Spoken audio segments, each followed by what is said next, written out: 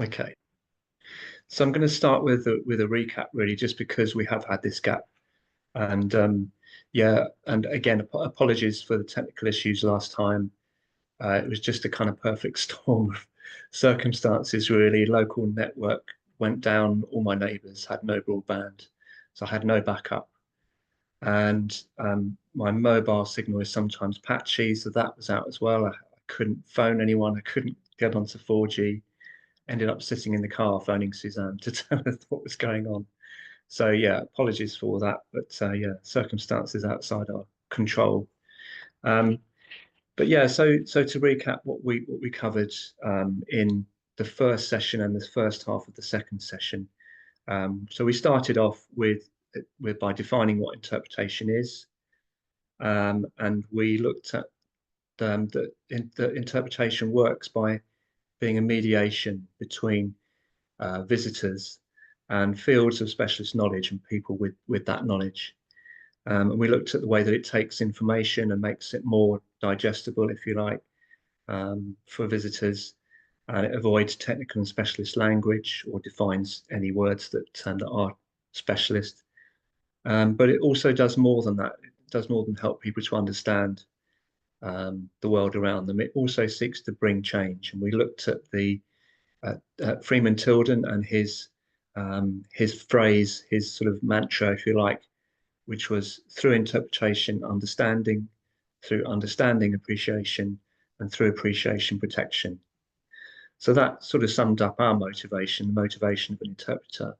And then we looked at audience motivation, why people visit.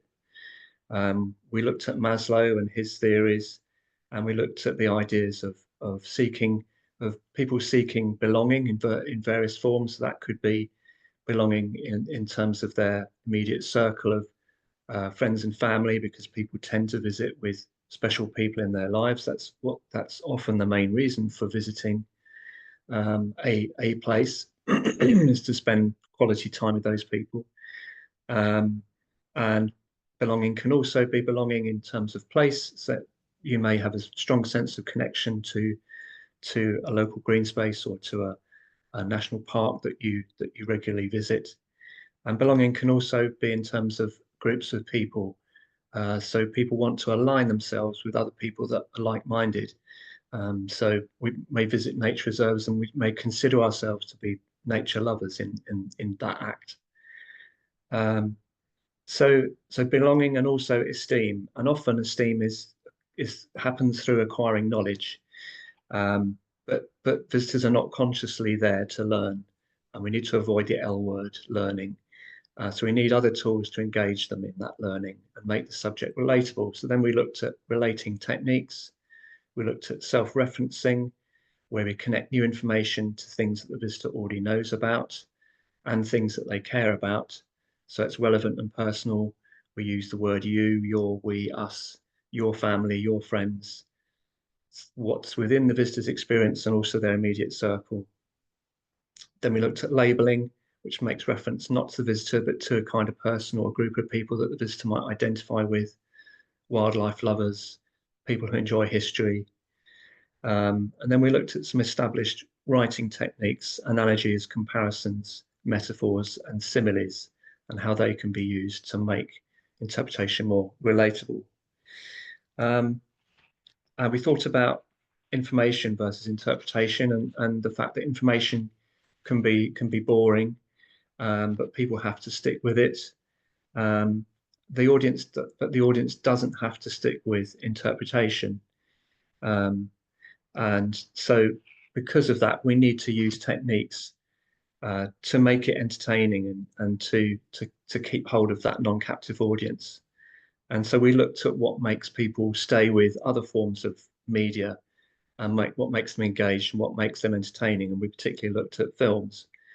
And out of that, we drew some techniques, some story techniques. We looked at the story arc, beginning and middle and end. We looked at ideas like having a strong opening, setting up a mystery or an intrigue, making a provocative statement, and revealing and explaining what's behind that in the rest of the story.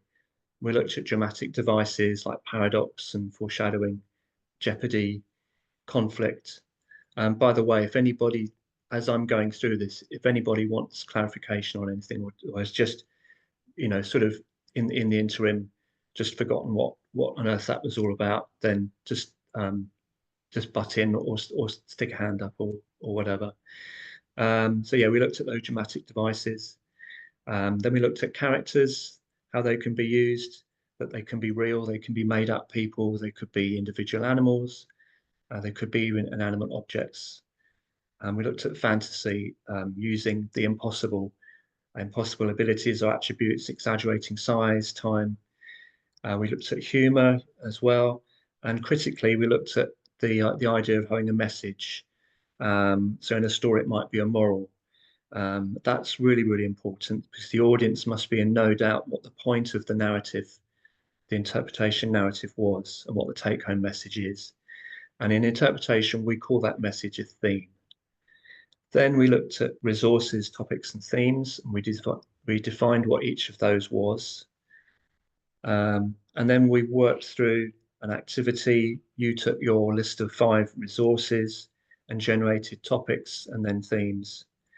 Um, and then we changed tack and moved on to the first stage of producing interpretation, which was planning.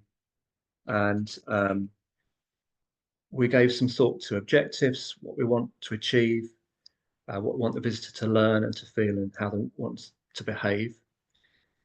We thought about who the audience might be for this interpretation, what are the group types, how often do they visit, what's the purpose of their visit, what do they already know, do they have disabilities, and a range of other questions. And we thought about the site itself and the practicalities of providing interpretation there. We thought about things like staffing and vandalism issues. So that was all really in preparation, planning for producing a new piece of interpretation. And the idea is that having done that planning, you can then make an informed decision about what medium to use and what medium is right for the audience and what will work practically at your site.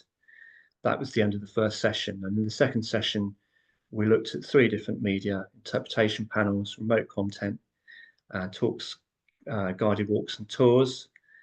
And in each case, we thought about the qualities we want that interpretation to have. We want it to be accessible, updatable, interactive, sustainable. And if it's physical infrastructure, we want it to stand up to being used or being abused, and to have no substantial negative impact on the site. And those qualities I looked at were known as the 6 ITYs. Um, and that is pretty much where we got to, really. So I think we had looked at ITYs for talks, tours, and guided walks.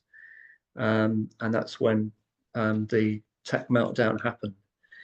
Um, so again, I'm just going to ask if anyone wants to go back and for me to clarify anything that we've covered there. Is everyone happy with that summary? And we can press on.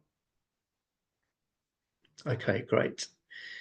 Right, so what we're going to do for this last session is in 2 parts, really, and it's all very interactive. The first part will be a content generation activity, and you'll be generating some text, writing some text, and putting into practice the text writing techniques that we've already looked at.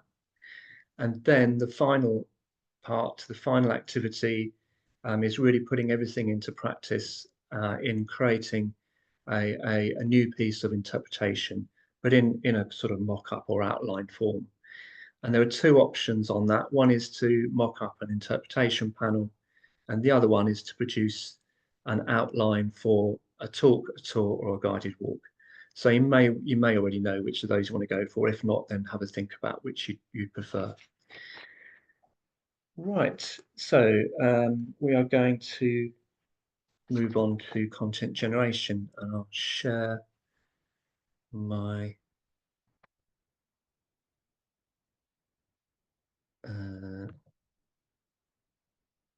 going to share my PowerPoint.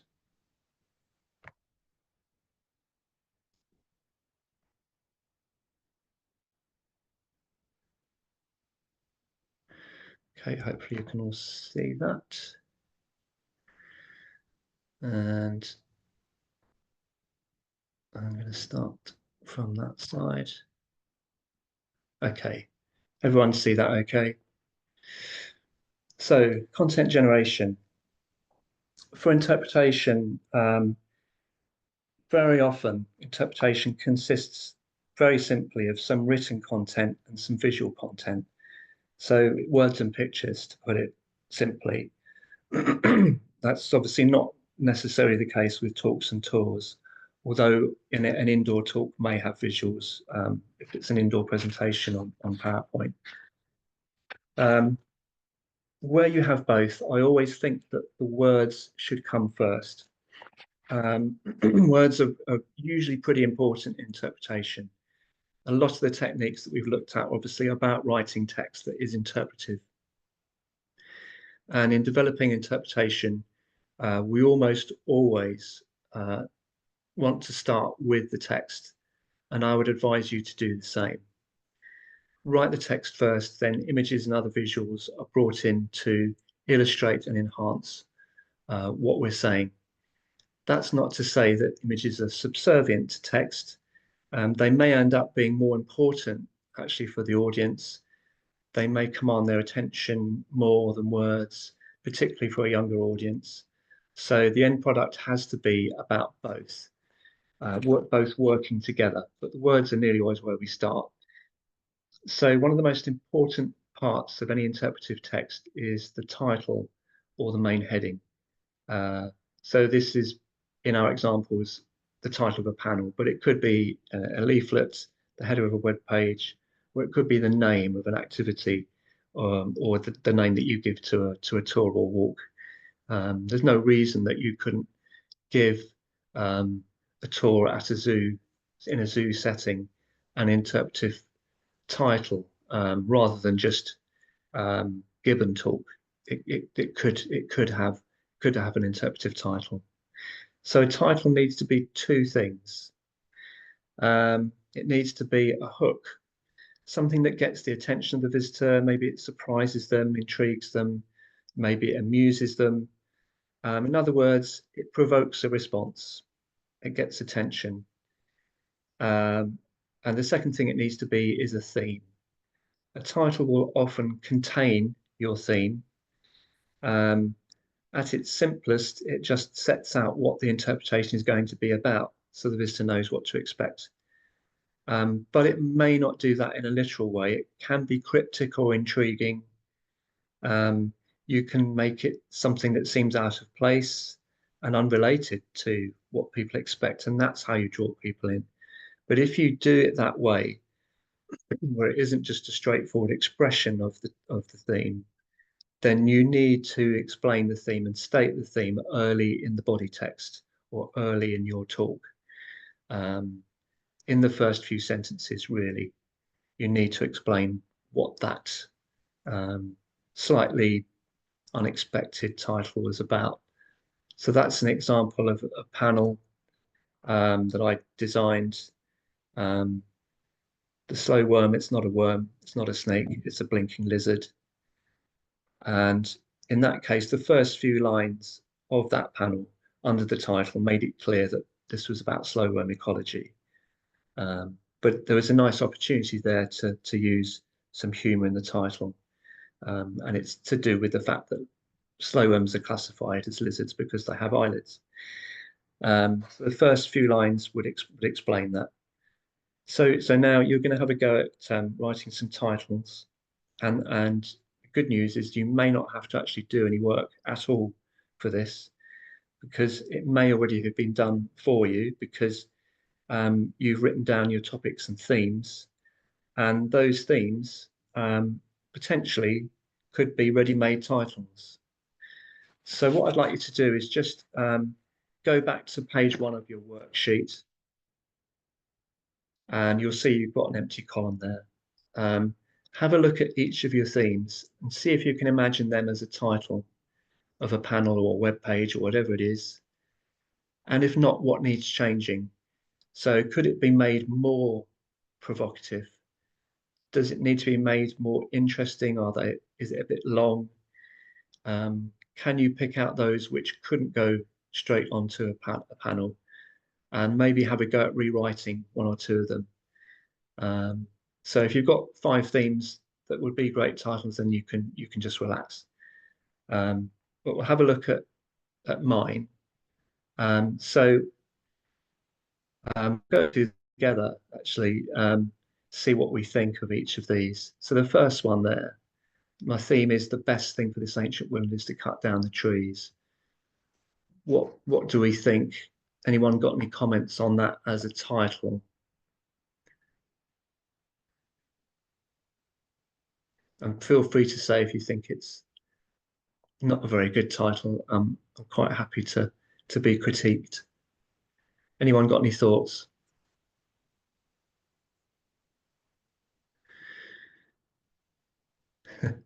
Okay, well, I think I felt it was probably a ready-made title because it is quite provocative. And it's also a paradox, which is one of those techniques that we looked at, because you would not expect cutting down trees to be a good thing for any woodland. So that's where the paradox is. I suppose my only reservations about it might be, I think if I was writing a title for some of my clients, they might balk slightly perhaps at saying something that is quite that provocative and could be misunderstood.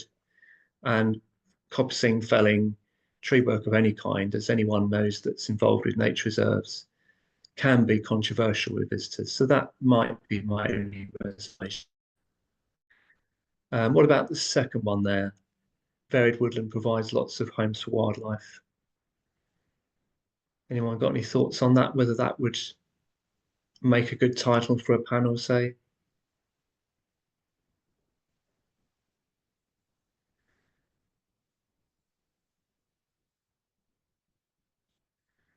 Does anyone think it wouldn't make a good title? I was thinking that maybe if you could make the title kind of more relatable to people, kind of thinking about the comparisons with their homes, maybe Yeah, kind of draw people in. yeah, absolutely. Yeah. So it's okay as a theme. As a theme, it's fine, but as a title, probably not. For exactly that reason, I think it's just a little bit dull, perhaps, and perhaps needs to be a bit more relatable. Um, okay, so I'll show you what my titles were, but that is essentially where I went with that one was to bring in that idea of the comparison of a woodland and a city or a town. What about the third one down? Any thoughts on that one? Would that be okay as a title?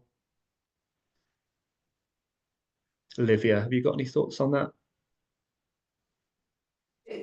Sorry, yeah, I'm just trying to find my actual worksheet because I've been Oh, on a few okay. different computers. So it is Sorry. lost to me. I've got the blank version and I'm like, I'm trying to find the other one Okay. because I've been this is my computer, I've been in my boss's, I've been at my one at home. So I'm trying to currently find That's all my right. other one. You carry Sorry on about looking. that. No, you carry on looking, and we'll hopefully by the time we get to that point. What about you, Christian? Any thoughts on that third title, on that third theme? I suppose it's personal. It's addressing the person that's reading it. Mm. It's relatable, and it says, this is where you are standing in this, but it's giving you a bit of information about the person and what they're doing in that moment. Yeah, yeah, yeah. So I think in that sense, it's probably got more potential as a title than the second theme there because it is doing a bit of self-referencing, even if it's yeah, but it's using the word you, so it is addressing the visitor, as you say, Christian. Yeah. So yeah, and Trish, what about the fourth one down there? What do you think of that? Would you? I think it's quite long, Yeah. and there's nothing really relatable in there. Hmm. Yeah, it's again, it's fine as a theme because it does set down what you want to say, but Yeah. probably as a title, it needs a bit of work. Yeah. Hmm. Okay. And the final one, anyone got any thoughts on that? Um, Trish again, do you want to come in again? Um,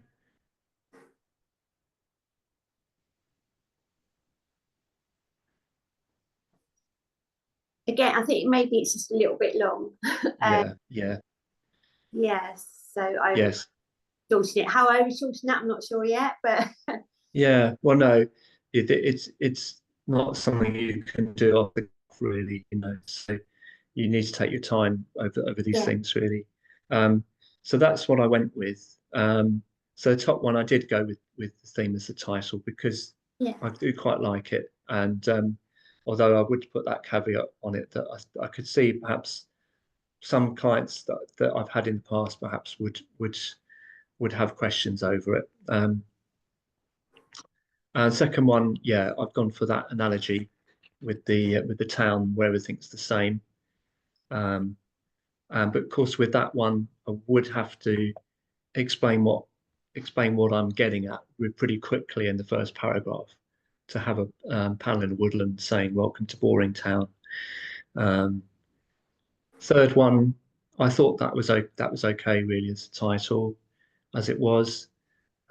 Fourth one, I've made it briefer, exactly as you said, Trish, and I'm still not 100% on that one because keep it light is, I think, sort of cliches or common phrases like that are okay, but you don't want to be using too many because they can get a bit tired. So that is something I would flag up is um, familiar turns of phrase are good.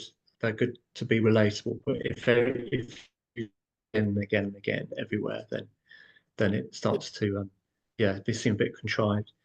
Fifth one down, I've made shorter and quite pleased with that one um, because I think that's fairly sort of attention grabbing um, and sets up a bit of intrigue. Okay, so you're going to have a go at this now. So yeah, just take 5 minutes to or so just to have a look through your themes and rewrite any that you think need rewriting.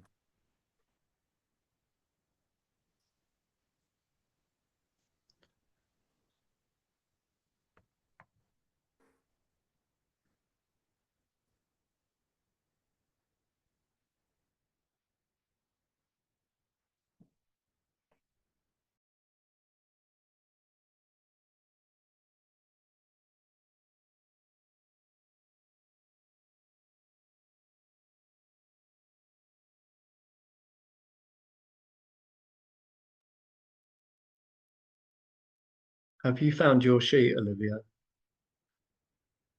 I have not, but I'm Um, just gonna have to go off my head with this one. It'll be hiding on some drive somewhere. yeah. Yeah, but Trying to think. I'll pick one of the one that I have the best sort of memory of. I do thankfully have the old pen and paper to Okay, yeah, go off, so yeah, I good. can do it off that. But yeah, I think it Yeah. might be. I don't know. I tried all of my USB drives and Oh not no. had any luck with it there, so I don't know where it's ended up. Looked at my emails, see if I had emailed it to myself. Uh, No clue. I got it from one okay. computer to another somehow, but Yeah, not yeah. that way. Okay. Yeah. I'm just trying to think. I mean, mm, I think if you've got, I'm just trying to think how that's going to affect you in the rest of the activity. Um, but if you can perhaps just remember two of them, Two of them, yeah. two resources, two topics, two themes. That should be enough. Which activity are you planning on doing at the end? It will be the The panel panel. Okay. rather than the tour. All right. I'll have a think while you're doing what you're doing. I'll have a think about how that's going to work and whether I can help you out with that. Okay.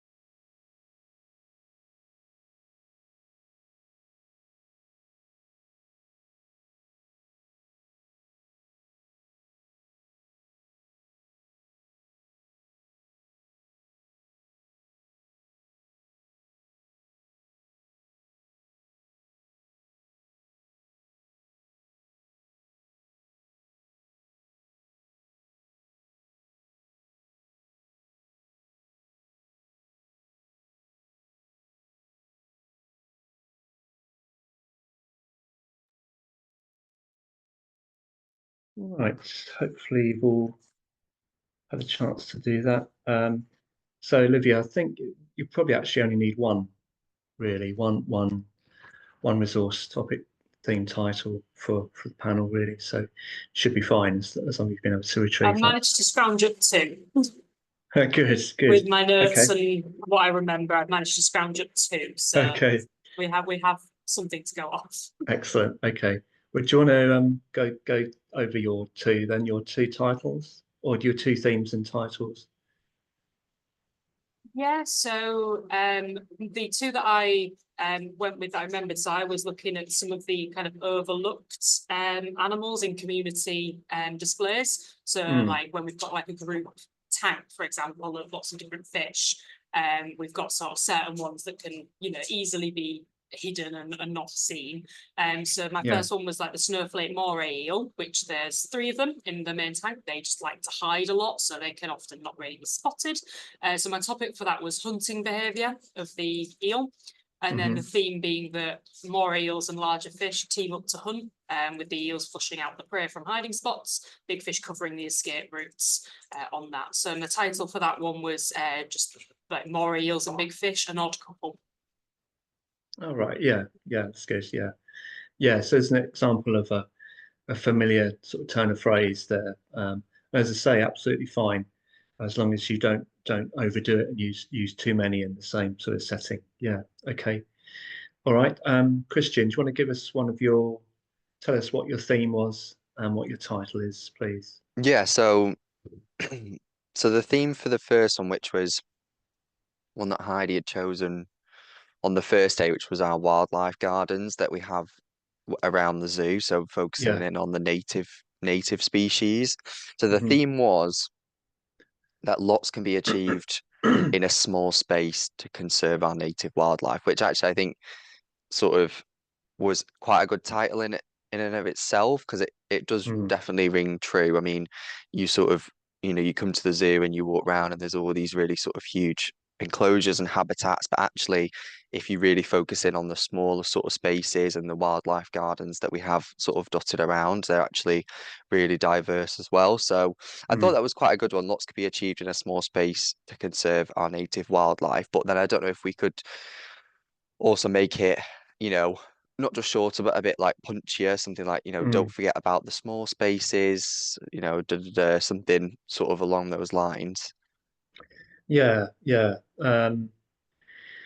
I'm just trying to think what you could relate that to. I mean, people love house related programs, don't they? George Clark, Amazing Spaces, and if you've seen that, but you know, using the phrase amazing spaces will be relatable for some people that may have seen that on TV. So that, I mean, just off the top of my head, that's maybe something that you could use, maybe a two-part title, Amazing Spaces.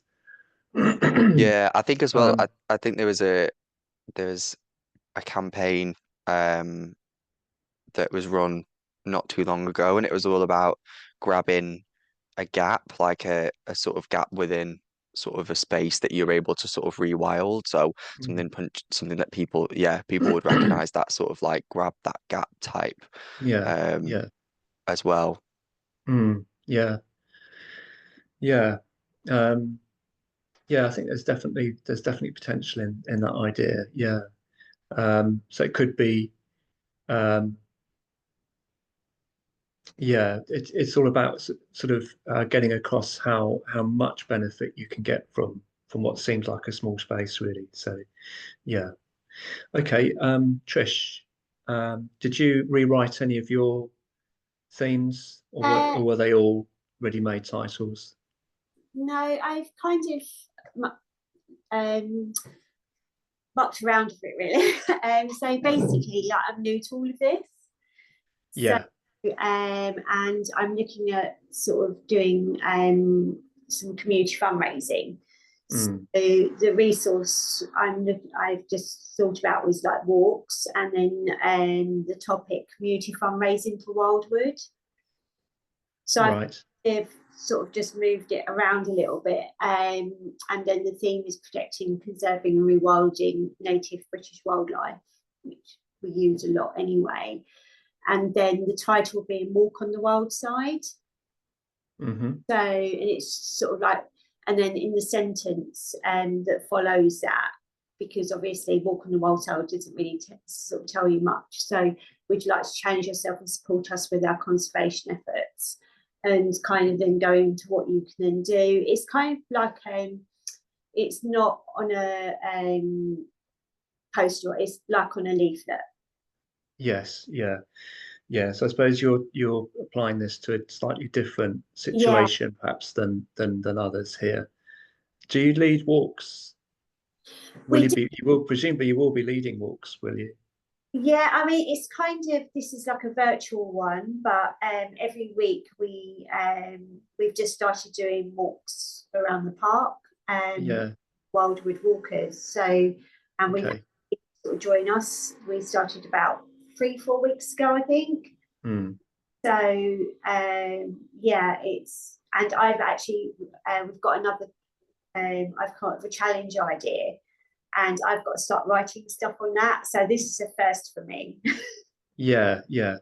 No, that's fine. I mean, I think what I tend to find is that it's all new to everyone actually, and as I said before, that this isn't about sort of producing something finished or amazing or really, really good, or that you feel 100% happy with. Really, it's about learning the process, Yeah. really, and obviously the best way to learn the process is to do it, so it's a bit like learning to draw, really, because I'm from an art background.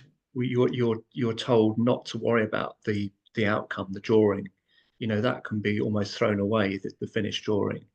It's what you learn from doing that drawing that's important when in the early stages, when you're first learning. So it's a bit like that, really, so it's about what you learn through doing this rather than the end product. So don't worry if you feel that you're struggling, or it's all very new and you're not quite sure, how what if what you're producing is good enough, as it were, because it's not about that at all, Mhm. about the process. So I think what I'd say is perhaps you perhaps because it's what you just mentioned there, the Walk on the Wild Side idea, I think is more about promotion, really. I think probably for this I would focus more on the walk itself rather than the Yeah. promotion of the walk for this. I think that will work better for Okay. the exercises that we're going to do.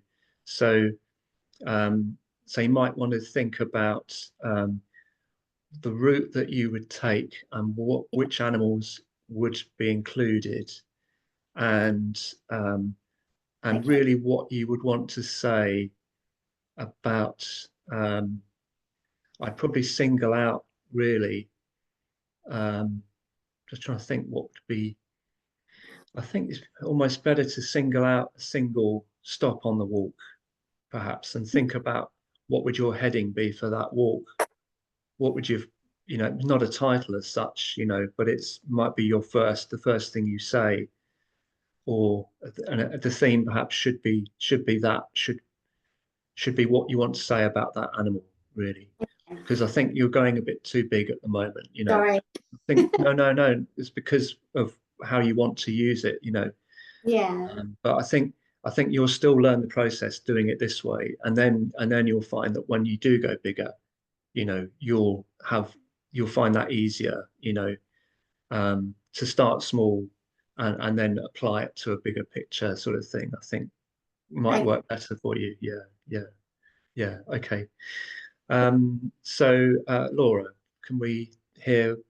Did you rewrite any of your themes? So I had a theme that was, well, the resource was a red shank Yeah. and the topic was disturbance. So Yeah. with the theme, I was thinking about sort of asking the question, do you get startled by loud noises? And to Yeah. kind of ask the question of the reader. So thinking about an Yeah. interpretation panel here. Yeah. And a title, quite tricky to come up with something, but I'm not sure about it, but I came up with the words quiet, please, and perhaps an exclamation mark, just as a Yeah. kind of heading of a panel to get people to think, oh, okay, why do I need to be quiet in this location. But at the same time, I don't want to be too demanding of people's behaviours, because I know that's sometimes not the right approach. No, well, I actually think that your theme is a ready-made title, probably. I think, you know, saying do loud noises startle you, or something like that, I think would be good, just as it is. Yeah. So I'd probably stick with that, actually. And you could extend that into things like, have you ever met anyone who's afraid of dogs? You know, and talk about the fact that to all these waders and wildfowl, dogs are predators. Even the smell of a dog, the presence of a dog having been there is disturbing, you know, because they perceive them as predators. So yeah, could I like perhaps that one. Yeah. Have you ever met someone who's afraid of dogs? Yeah, it's a good one. I'll write that one down. Okay. Right, great. Well done, everyone. Yeah, let's look at the next stage. So let's say that you've got your titles, you've got a killer, irresistible title. So the next step is to think about what comes under it. And this is usually referred to as body text when we're talking about interpretation. So let's look at some different aspects of body text. Let's go back to the presentation.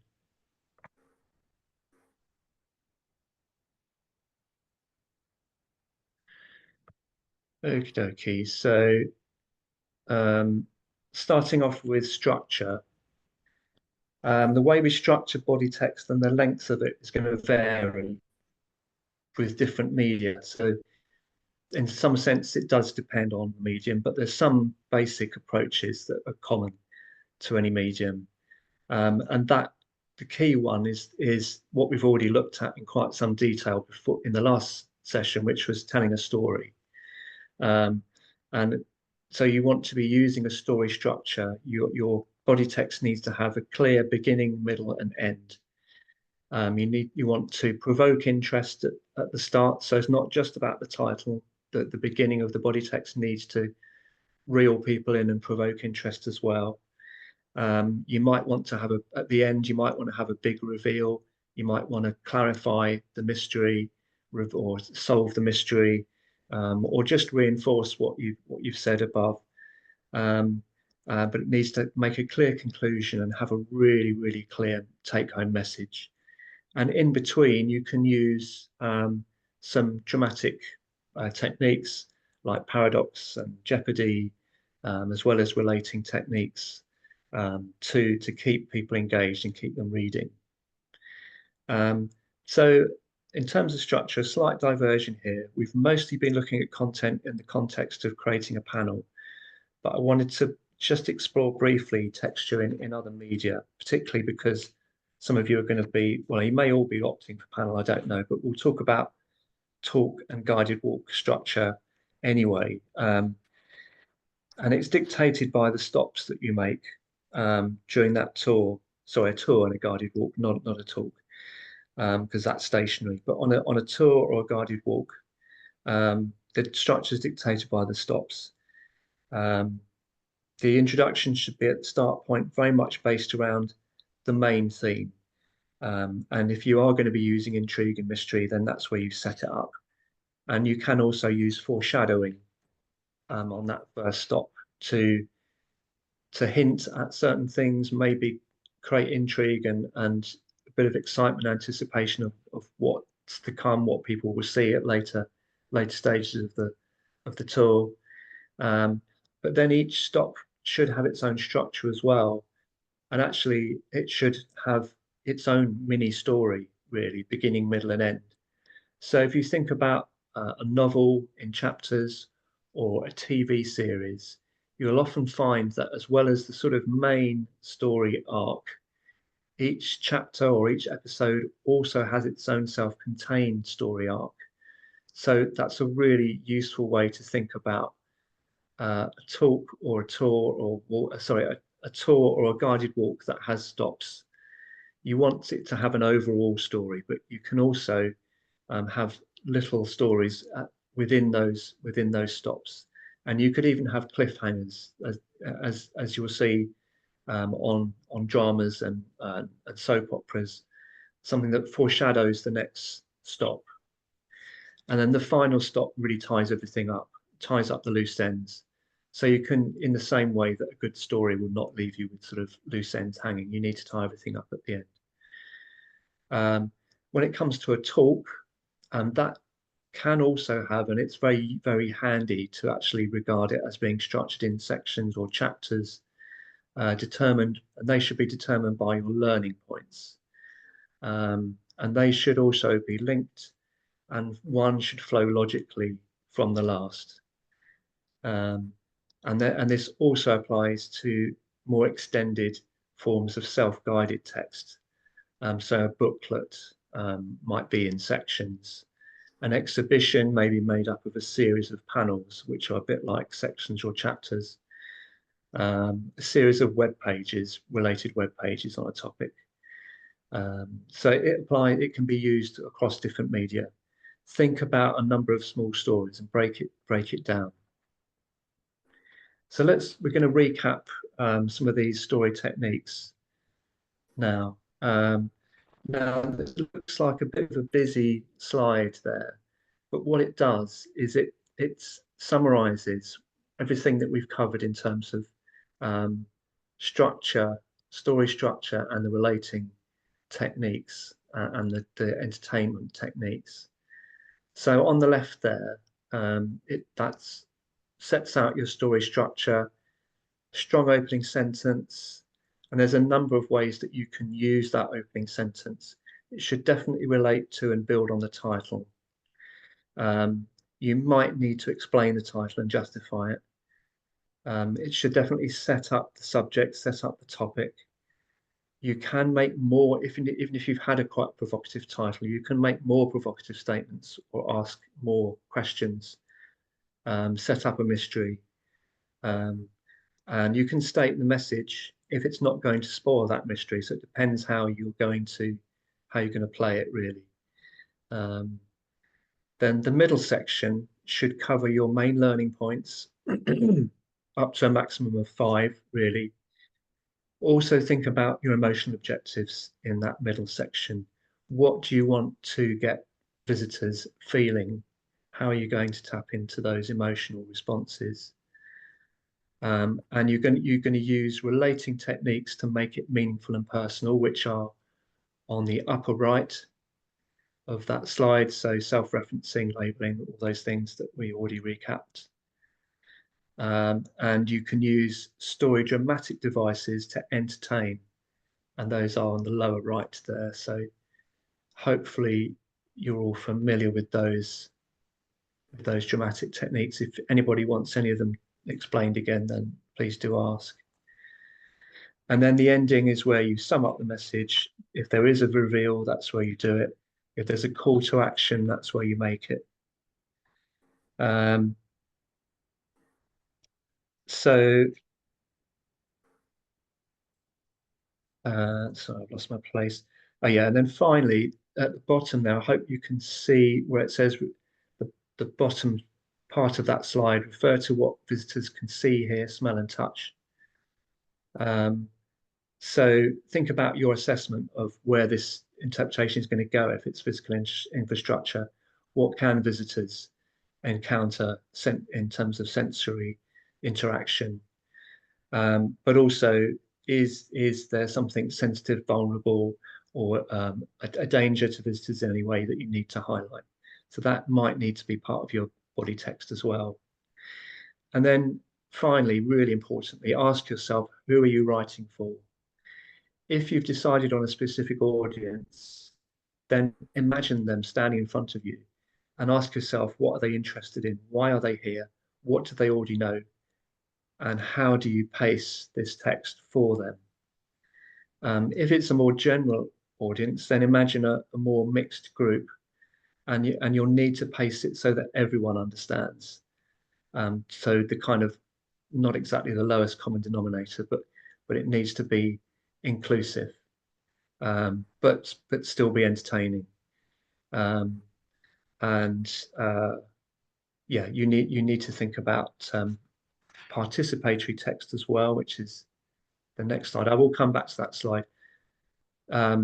If there's one slide to take away from this, I would say that that's it, because that really is, if you have that as a kind of crib sheet when you're writing, and I actually use it when I'm writing text, that really sums up everything that you need, the tools that you need to write this interpretive text. So yeah, if there's one thing to take away, I'd say it's that really, because it sums up the whole lot.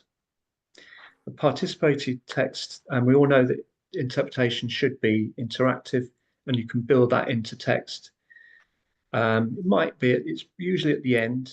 It could be something very simple that you're prompting the visitor to do when they walk away from the panel, or while they're looking at the resource. Can you see such and such? Can you think of? Try and find something, look for, use their senses, listen for something, feel the bark of a tree, smell the wild garlic, whatever it is. So try and think about ways of getting a bit of interaction, a bit of participatory text into there. Then the next thing to think about is text length. So oh, someone's put a message in the chat. I don't usually share slides, but I can certainly share that particular one with you. So yeah, that's not a problem. And there will be a recording available of, as you know, as well. So you can certainly go back and if you want to sort of screenshot from that, then you can do. But thanks for the question. So yeah, how long should text be? This is something that you get asked about a lot. So there are two answers to that question. There's the annoying answer and the helpful answer. And the annoying answer is as long as it needs to be. And the helpful answer is actually another question. And that question is 200 too long? So what this means is that for an interpretation panel, if you're getting up to around the 200 word mark, that's when to ask, is it getting too long? I think anything up to there, 150, 175 words, you're fine. 200 and over may be okay.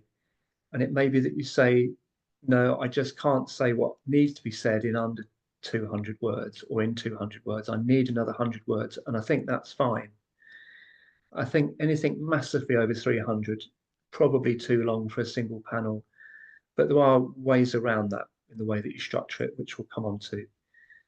And I think that rule of 200 too long, question mark, that is good, not just for panels, but for web pages, pages in a leaflet or a booklet. It's basically a sort of manageable lump of text for the visitor to read.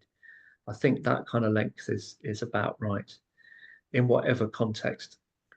The annoying answer, as long as it needs to be, is actually more helpful than it seems, because what it means is that you shouldn't get too hung up on word count.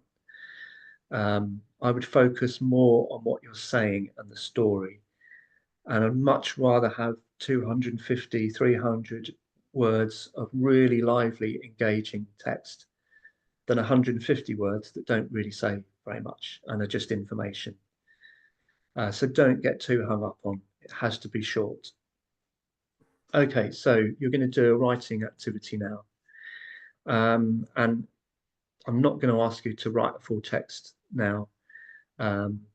And also, the other thing to say is that texts may be short for interpretation, but it will take time to write good interpretive text. So again, I would emphasize that this exercise is not about producing something finished or fantastic or hugely professional. It's about the process, and it's about doing the process to learn it. So so we're going to do this writing exercise using the story structure. So first, I want you to choose one of your titles that you've just written. And I would suggest that you go for one that relates to a topic that you know about, that you can write about confidently without doing a lot of research around it, just for the sake of doing it quickly in the exercise. So you're going to write 3 sentences. Now there isn't space for this on the worksheet, so do it separately. But you may well use some of these, almost certainly will use some of these later on. You're going to write 3 sentences. The first sentence should be the very first sentence of your body text, and it can have as much impact as the title. It may need to explain what you've set up in the title or extend the mystery. It should encapsulate the theme, really. If the title doesn't tell you the theme, then the next sentence should, because some people won't read very much further than that, unfortunately. Then the second sentence should be from the middle. So you've got one sentence, which is your beginning. The next sentence should be from the middle. It should be related to one of your learning points. So you'll need to look back at I forget which page it is, but whichever page on the worksheet that has learning points. And in writing that, I'd like you to have a go at one of the techniques for either relating or entertaining or both. And combine more than one if you want to. Make a note of what technique it is you're attempting. And if you have an idea that needs more than one sentence, then that's fine. If you want to write more, then do. And then the third sentence will be from the end. So it might be the very last sentence, but it needs to be the one where you do your big reveal, if there is one, where you really sum things up and hit home with your key message, or tie up your sort of loose ends and conclude everything. So if you're thinking that you probably will choose the tour guided walk option at the end, then you can still approach this in the same way, really, because the script for that tour or walk should use all the techniques we've been learning, the story structure, and all of that. It's still very relevant, even though you would be speaking to visitors rather than it being written text. But the same methods apply. So I'm going to show you my attempts at this. That will move on to the next slide.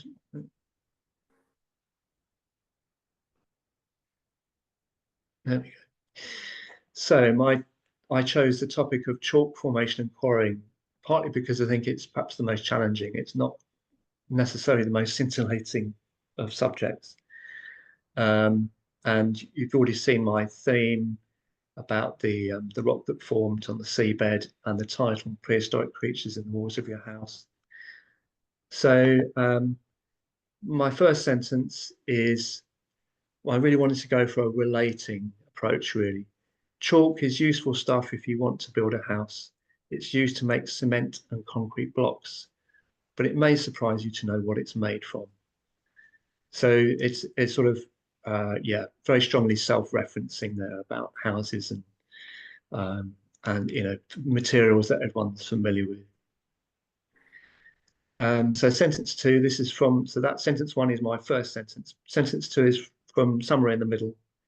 And it's, if you had been standing here 100 million years ago, there would have been several meters of water above your head. The learning point there is that chalk is a prehistoric marine deposit. And the technique I've used there is fantasy. That it's an impossible scenario to be standing on this spot at that time. And then finally, my final sentence 3, is chalk is made of the skeletons of those microscopic prehistoric sea creatures that shared the water with dinosaurs, and has been quarried for construction materials used all over the world. So it's really just tying it up, really. I suppose there is a reveal there. It depends really on what I've said up to that point, but it's reaffirming the point that chalk is made up of these tiny creatures. That is not something that most people perhaps know, and that the creatures lived. They literally did share the water with dinosaurs. They're from the Cretaceous, And yeah, so that was my attempt. Um, so let's go back to the slide with all your various techniques on. Um, yeah, okay, away you go. I'm going to give you, how much time have we got? Okay, so I'll give you 10 minutes on that, which I'm sorry, it's not more, but I want you to have plenty of time for the final exercise. So yeah, away you go.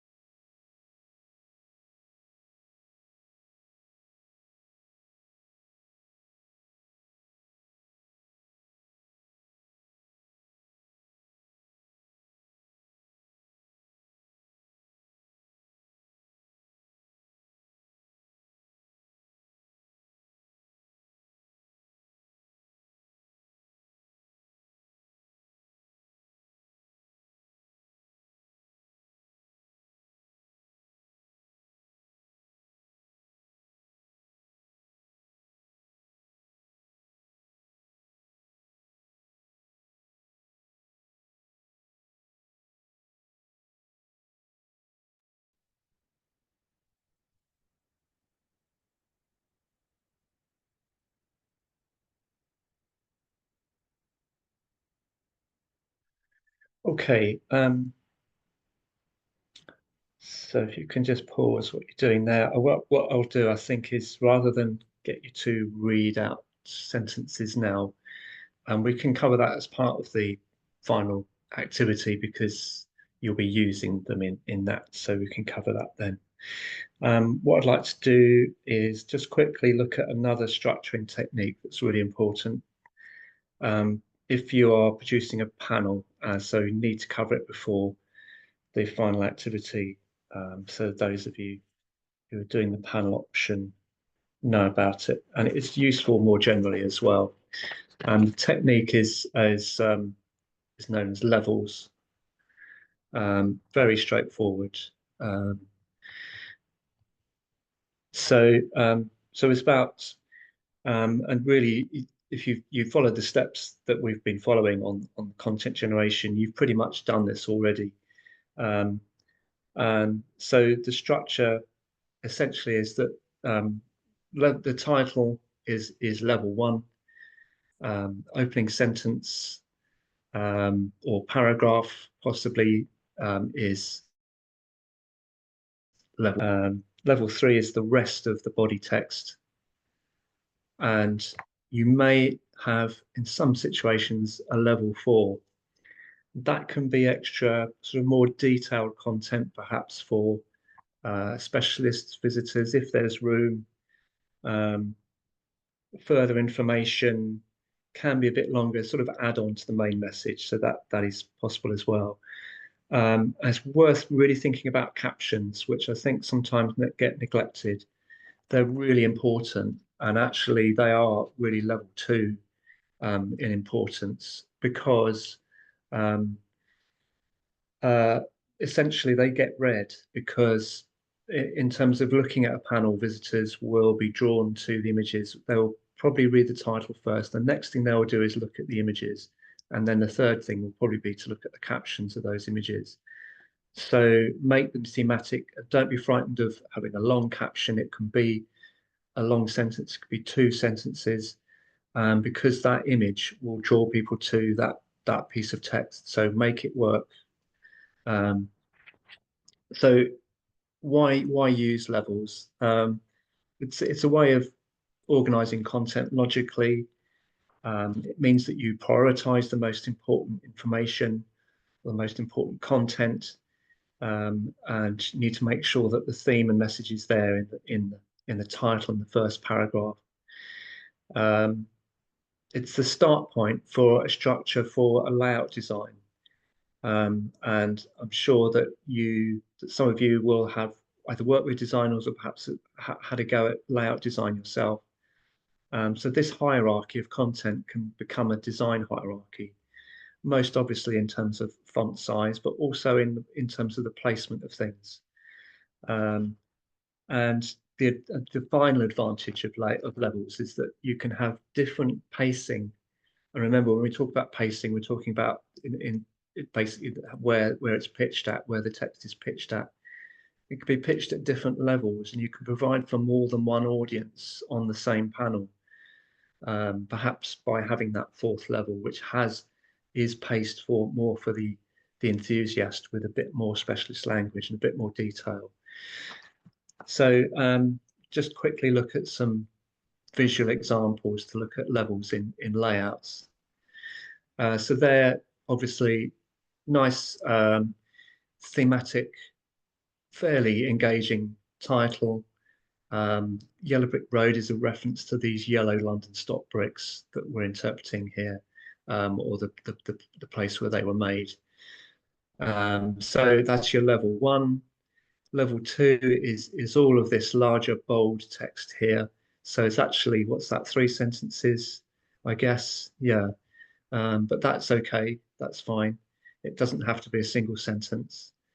And then level 3 is the rest of the body text here in the smaller green. And on this panel, you have actually got a level 4 here, which is in this blue box. You've got this extra bit of historical information about this particular key figure in the story.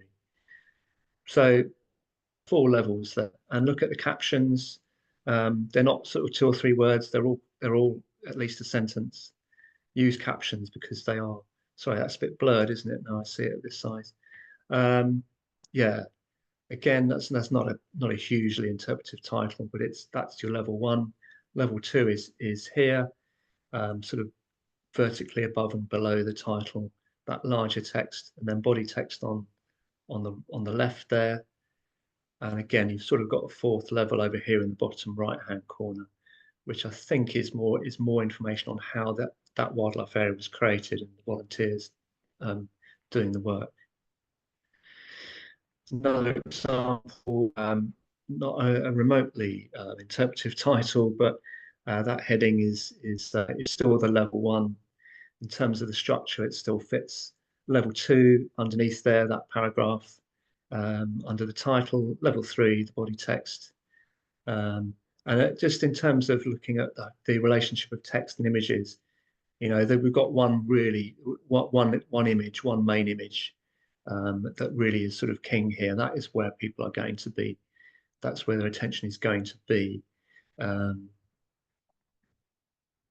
Okay, so that brings us to the final exercise.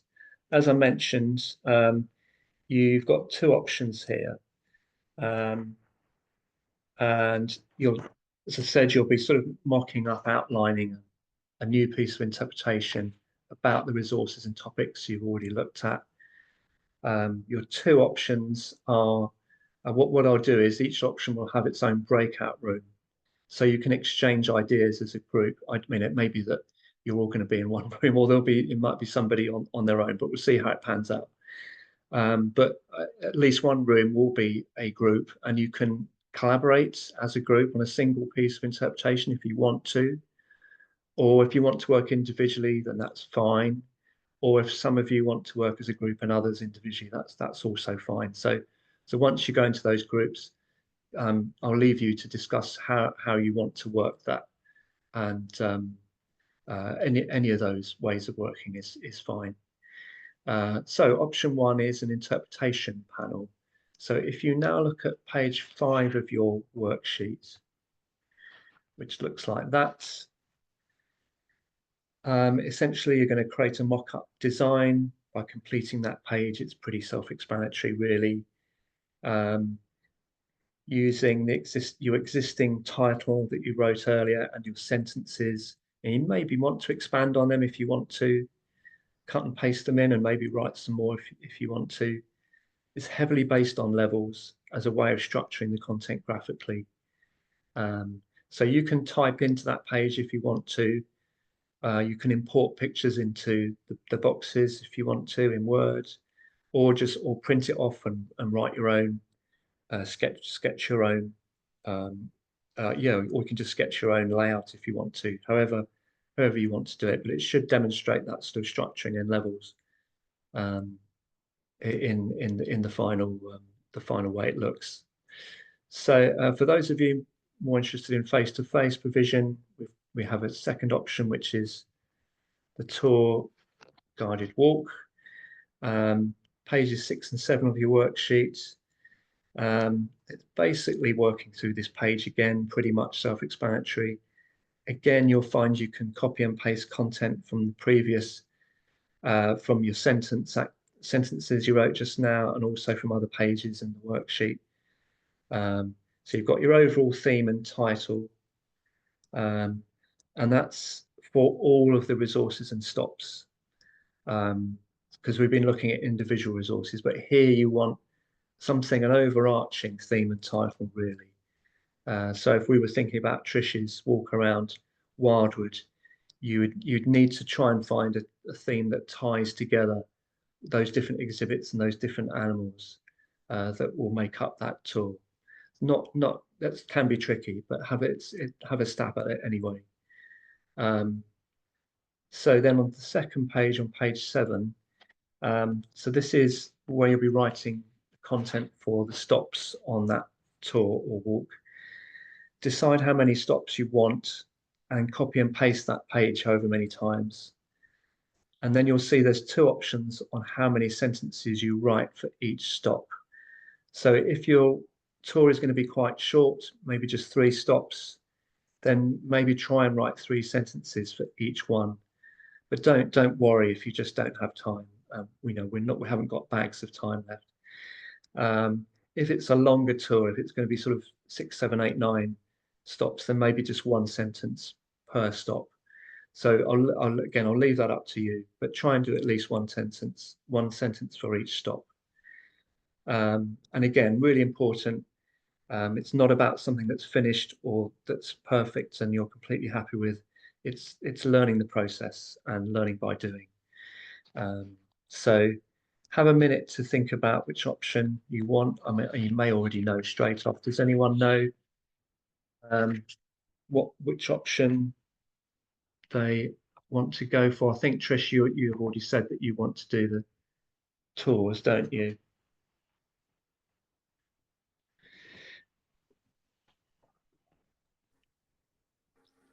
So what I'll do is and I think Olivia, you said you're going to do the panel, didn't you? Yeah, that's right. Yeah. Okay.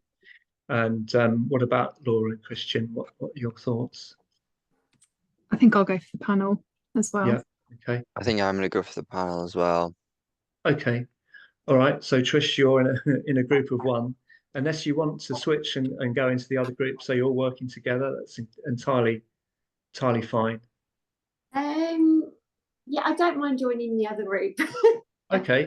It's up to you. You know, I'm quite happy for you to go off and outline a tour on your own. I really don't mind. But if you want a bit more interaction and you know, sort of, then it's entirely up to you. Yeah, I'll join the others if that's okay. Okay, all right. Well, we don't need a breakout room then. We're all in together. So I'll just butt out and turn my video off and leave you to it. Yeah, I'll keep an eye and if you find you just need any help, you get stuck in any way, then by all means, yeah, just give me a shout and I'll chip in. But otherwise, I'll leave you to get on with it. So I'll give you 25 past now. So let's say 20 minutes to do it, and then we'll have a 15-minute critique at the end. Okay? Okay. Brilliant. Okay. I'll leave you to get on with that then. Thanks.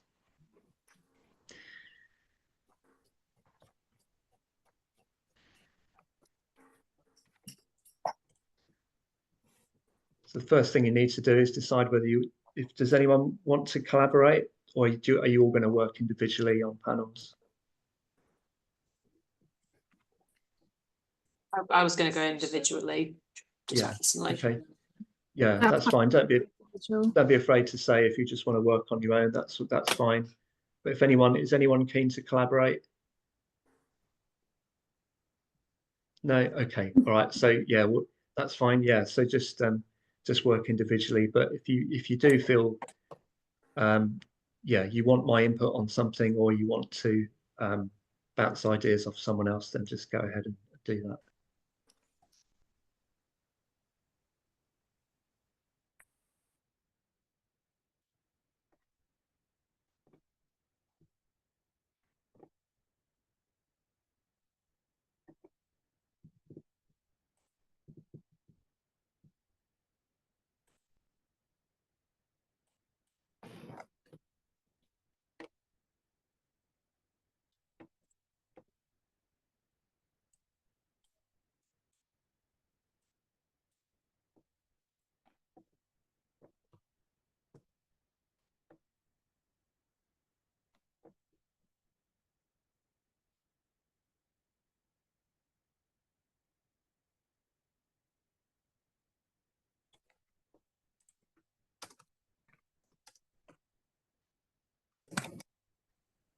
Just to say, I'm just going to pause the recording.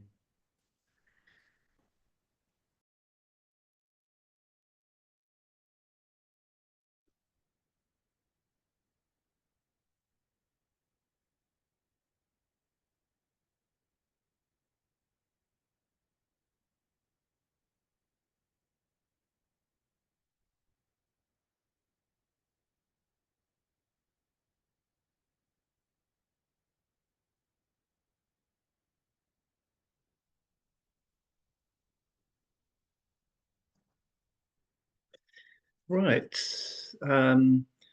So let's just spend the last 15 minutes having a look at what everyone's done. So let's start with Laura, please. So if you could share your your page 5. Yeah. And just talk us through your thinking, and particularly interested in a few things. Middle sentences I'm interested in, Yeah. and really sort of what you found, what you struggled with, and what seemed more straightforward, um, and also sort of resources and practical considerations and that sort of thing. So are you able to share, Laura, or do I need to give permission somewhere here? So it says host is disabled participant screen sharing when I try to share. Okay. Host tools. Allow participants to share screen. There we go. Okay, have another try. Should be okay now. Right. Can you see my screen? There's not a huge amount. That's okay. As Um, I did find it quite difficult to come up with I guess more creative ways of Yeah. writing about the topics. Nothing has come up yet, Laura. Oh, okay. Right. There we go. Okay. There we go. Can you see that now? Yes, thank you. Yeah. Okay. Yeah. Oh, it looks like you have got quite a lot in there. There's so where I've written text, I've put it in bold so you can see how it differs from the template. Oh, I see. Yeah. Yeah. So I think mostly I've written the level 2 first sentence and paragraph.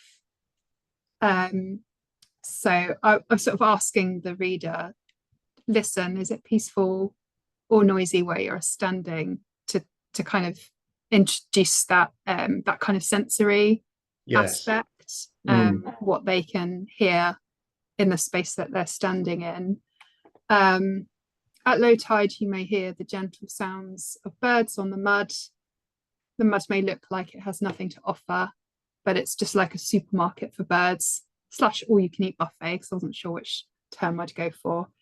Full of delicious plant life and small creatures. Sort of using the word delicious as it would be for the birds, but not for us, probably.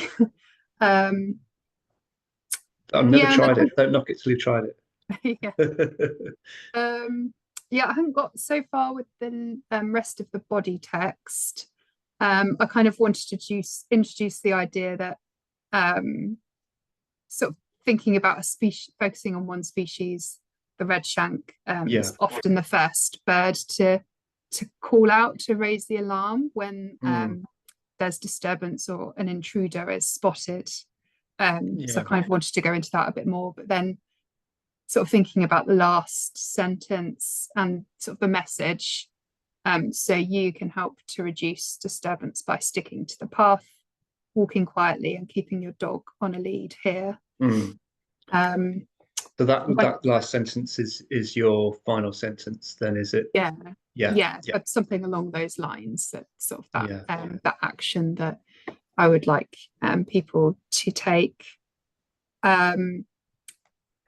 In terms of the main image, quite a lot of the panels I've worked on before, we'd have a map of the area to explain sort of where the trail is that we're talking about. So that main image would be a map, and there would be a focus on a couple of different species, so redshank being one of them, and maybe a brink goose being another, as a species that is common at the location that I'm thinking about. So I didn't get very far along. No, not at all. Yeah, no, I think that's put together so far. it's a really, really good start. I would like the title. I think probably with your level 2 there, there's probably, and they're both really good points to make. I guess there's two different things going on there, which is both of which are, are valid. One of which is about the the peacefulness of that location, Mm. and then the mud looking like it's barren and lifeless. So I'd probably separate those two things out. That's my only sort of comment there. But they're both good points, and but I think they're on a slightly different direction there. So one is um, yeah, what one is focusing on the birds, and the other one is sort of leading you to focus on the behaviour but I like the I didn't know that about redshank, I have to say. Um, and I think perhaps you could extend that to say it's often the first bird to raise the alarm when an intruder is spotted. Um, that intruder might be you, Mm. and or how do you avoid being that intruder? How Mm. do you behave? Yeah. So that you don't trigger that alarm response. Yeah. Build on that. So Okay. yeah. What was there? So in terms of that middle sentence, what technique were you using there? Um, This middle sentence here. yeah, yeah, I think, well, just sort of the relating, as in you may hear the redshank call. mm, Um, Sort of just thinking about what the person might hear and how they can relate to that yes, environment. yeah, yeah. I think perhaps you could go further with that, and I don't quite know what it would be, but comparing the redshank's role as that sort of first responder, or however you might Mhm. want to call it, comparing it to, Okay. I don't know, um, the red shank is like an alarm, Hmm.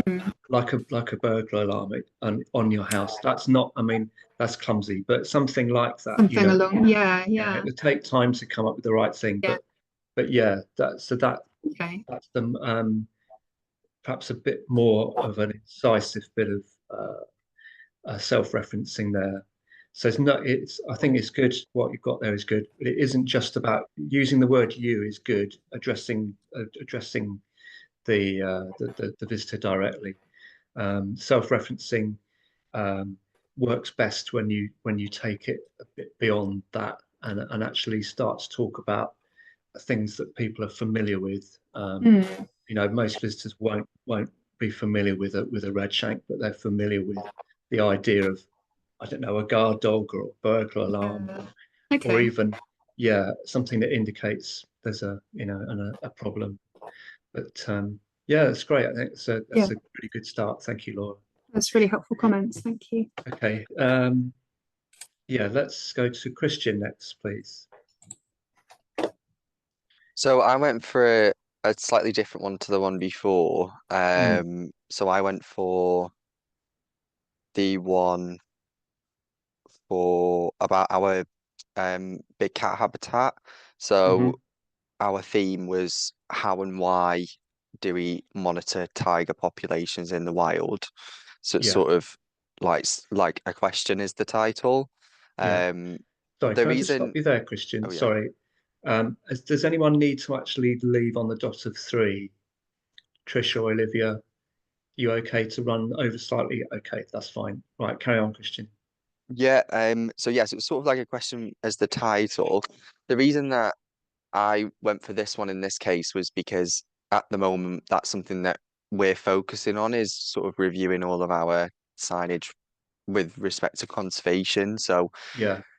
the different sort of species that we have that are particularly endangered, that we want to make sure that we're getting the most up-to-date and relevant information out there, and that it's Mm, sort of really that it's accessible and it's readable to all of our demographics really.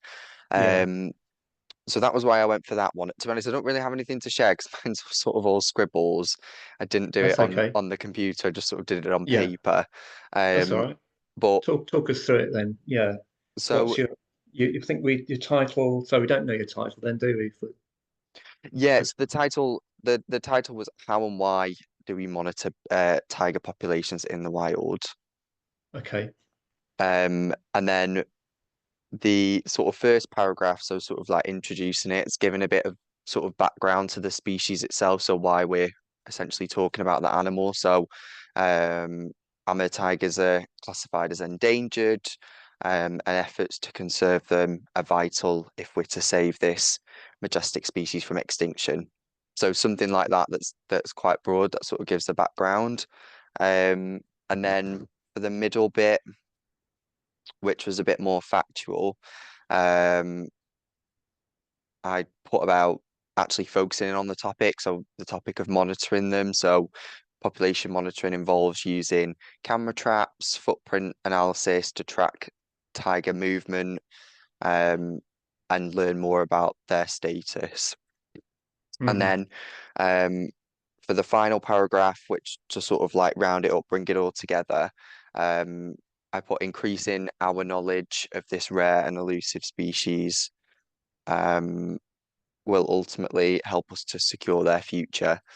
And then I put just sort of at the end, because I don't know if I wasn't sure about this, because this is something that we do. Obviously, we support different sort of charities that are like sort of partners of ours that, obviously we ourselves don't monitor these animals in the Yeah. wild, but Yeah. we Yeah. support through another organization. So I was going to ask you really, because I know you said about there's like the fine line between sort of promoting, because essentially that is what we're doing. We are Mm, promoting, mm, um, but also we're trying to sort of keep it as sort of factual as possible. So I'd put at the end about um, support Amur tiger conservation today mm. by supporting this charity or donating to this charity. That's something that we do a lot, is we often say, here is all the information, but then at the end we'll sort of leave it as refer you then to this. If you want more Yeah. information or if you want to make more of a difference, then this is what you can do, is you can then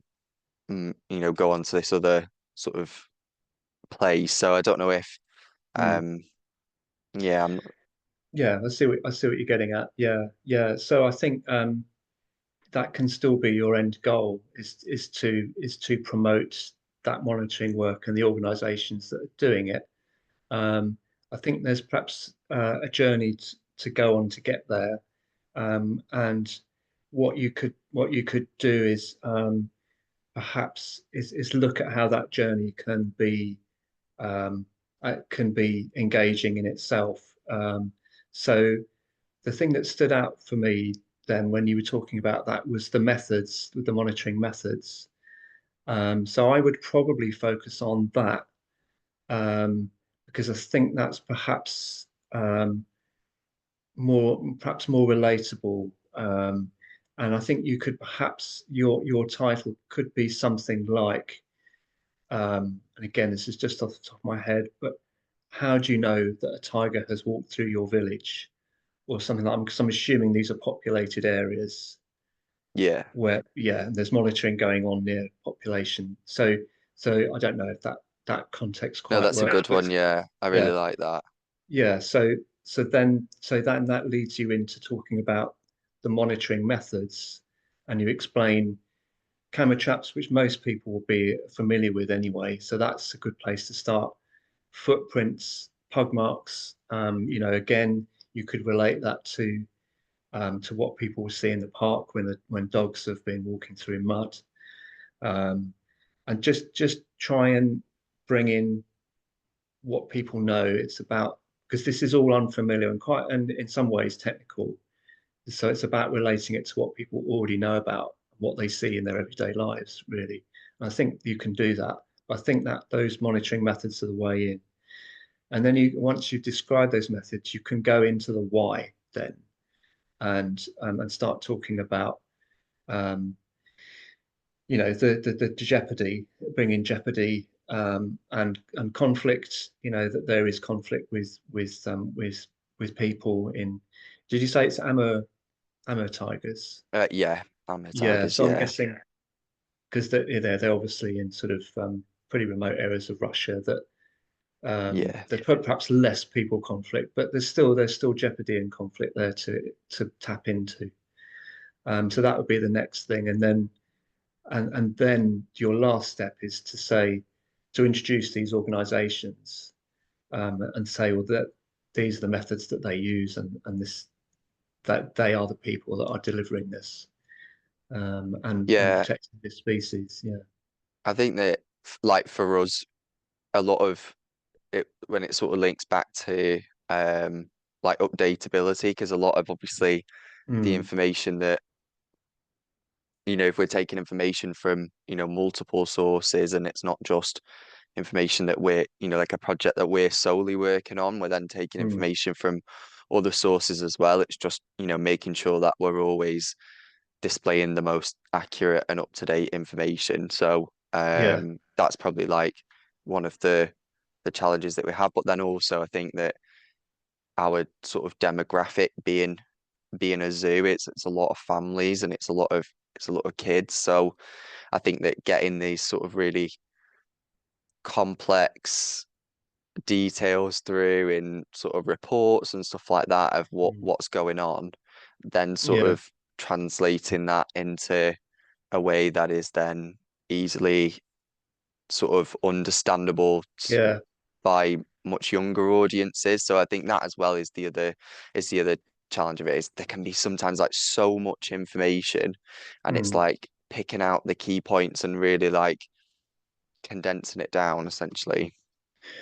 Yeah, yeah, it is. I think I'd say if there is sort of two parts to this, then perhaps you might have some sort of structure that has a permanent part to it, and then a more easily updatable window or section where you can perhaps even just laminated A3s or something that's much easier to update, but it is very visual.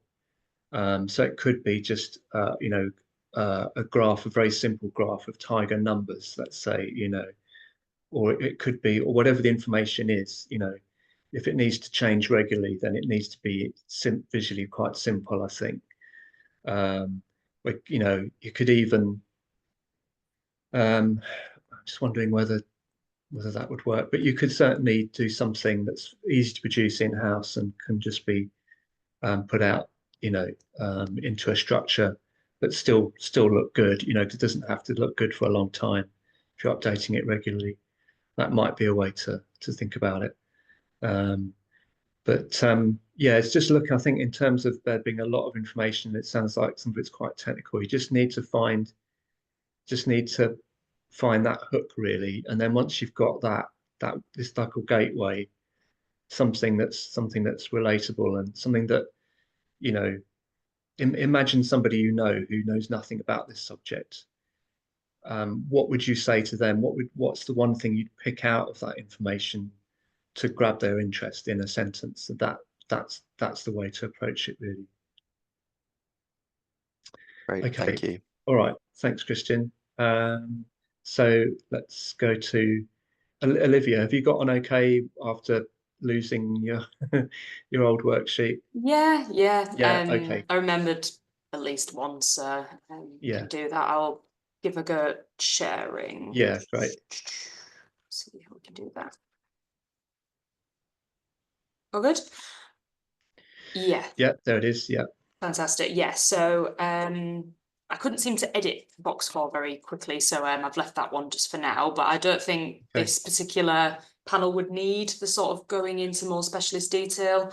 No. Okay. I'm particularly sort of conscious of what the size would be in somewhere where it actually is, Yeah. would be quite a small amount of space. But yeah, so for the title, I already went through about more ales and big fish, an odd couple.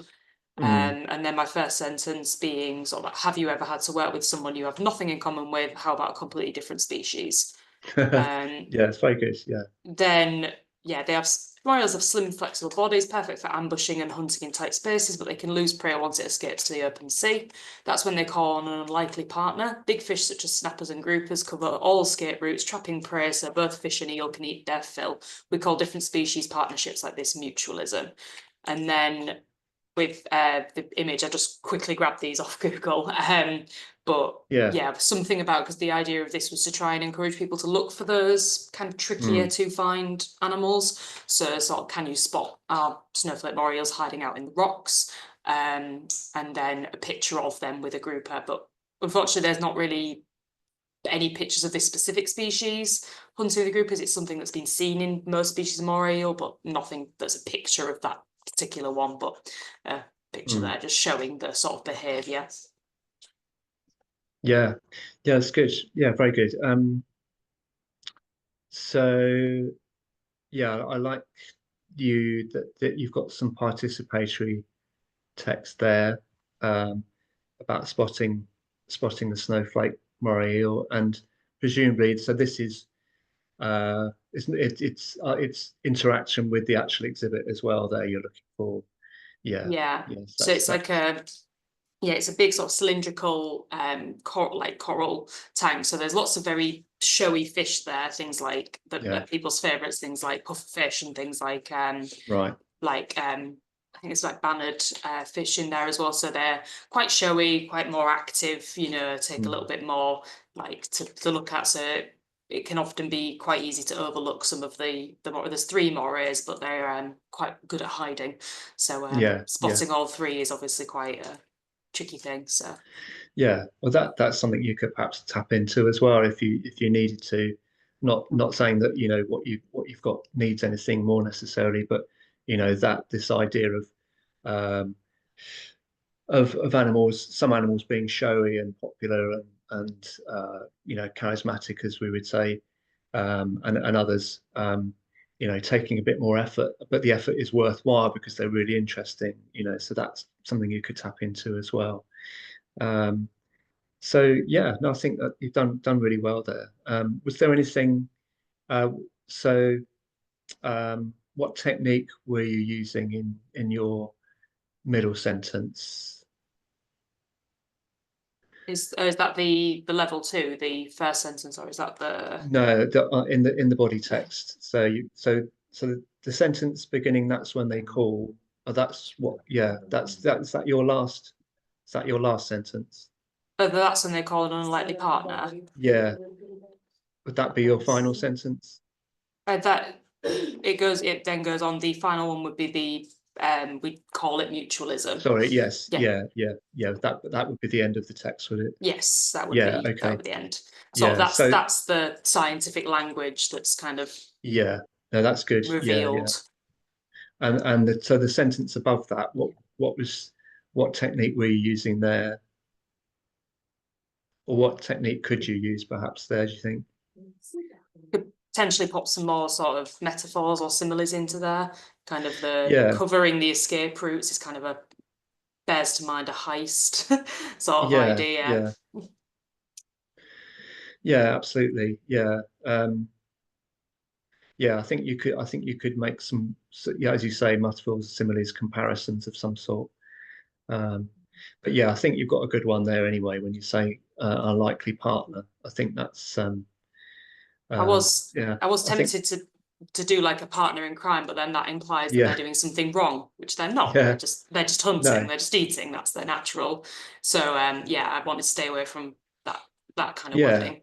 Or it could be, a crime fighting partnership, because they're often in TV shows, they're often unlikely pairings as well, aren't they? That's almost a cliche now, where you have these 2 completely different characters. So yeah, there's lots of scope there, I think, for making it entertaining and relatable. So yeah, so that's it. Once you've found that kind of trope, if you like, if you found that way into this subject, that is you can play on it in lots of different ways and sort of riff on it, so yeah, I think that's what you're starting to do there. So yeah, that's good. Yeah, thanks, Olivia.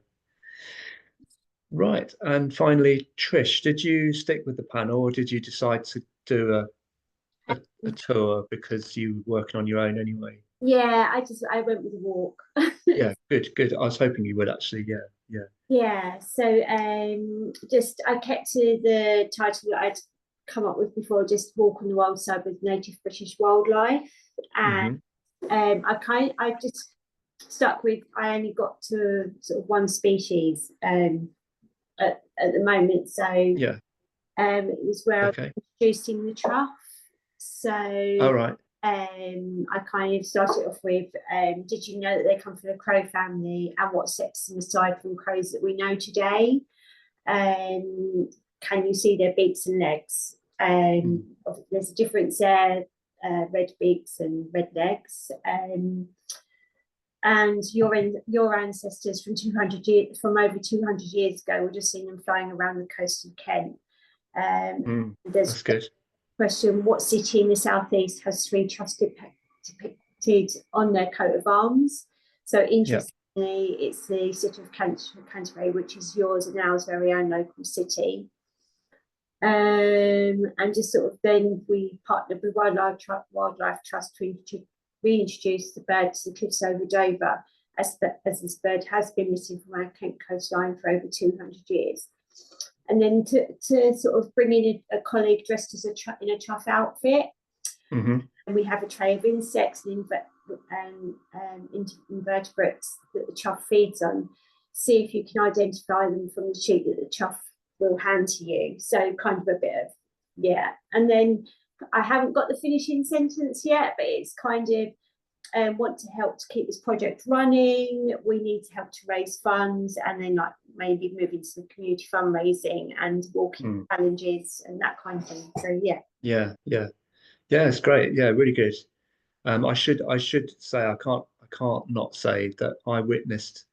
I'm not sure what his name was, but I think he's the son of one of your colleagues in the chuff costume, dancing to Wuthering Heights on Folkestone Harbour Arm. With all the Kate Bushes on Capemas Day. Oh gosh. It was, fantastic spectacle. Anyway, I digress. So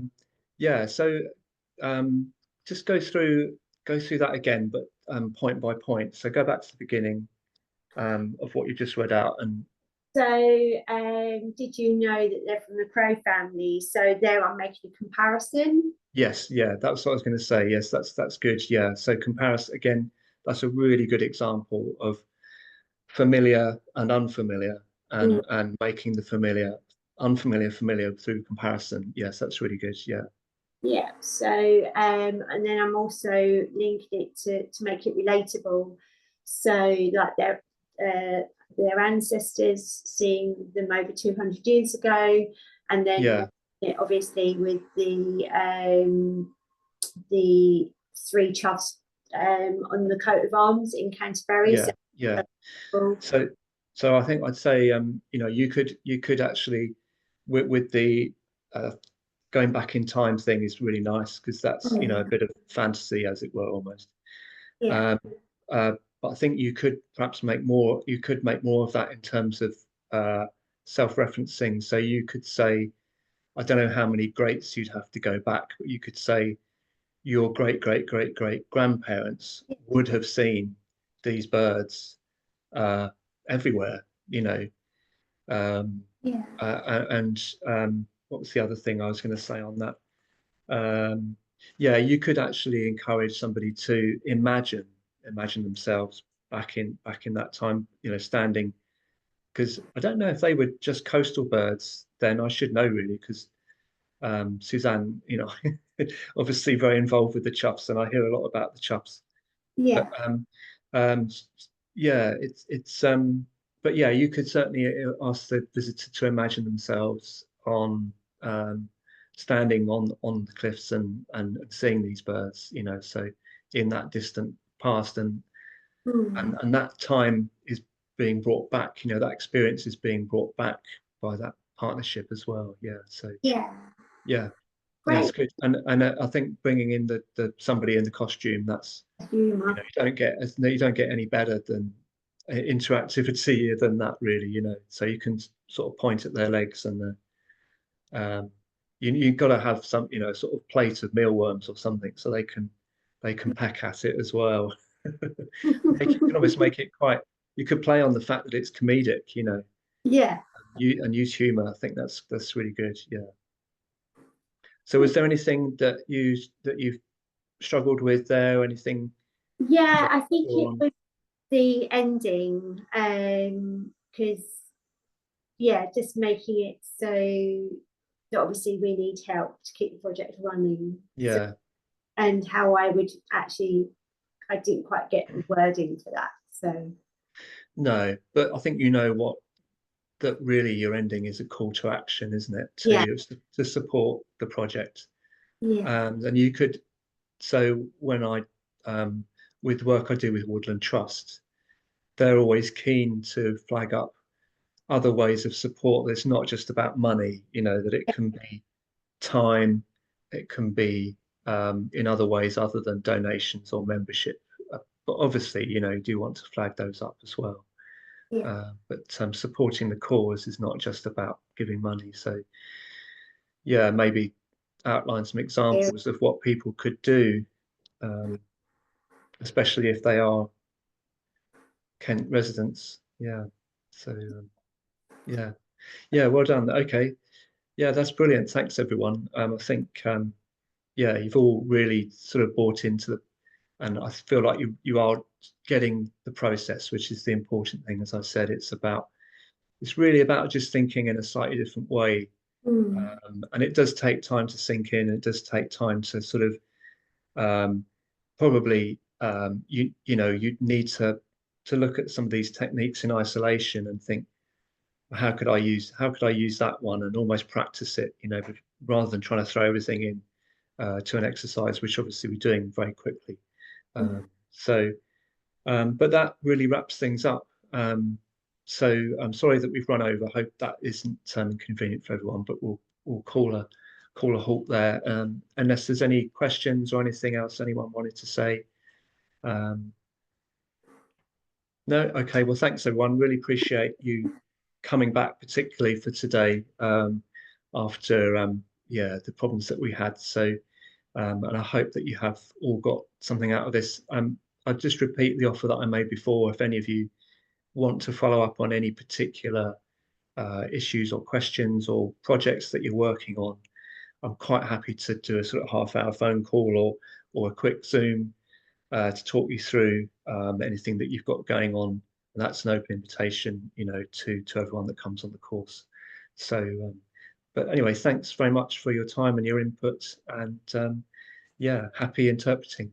Thank you. It's been really Thank you. helpful. Yeah, Good. Yeah. really Great. helpful. Thanks, everyone. Thank you. Okay. Bye. Okay. Thanks. Thank you then. Bye. Bye, Bye. everyone. Bye now. Bye.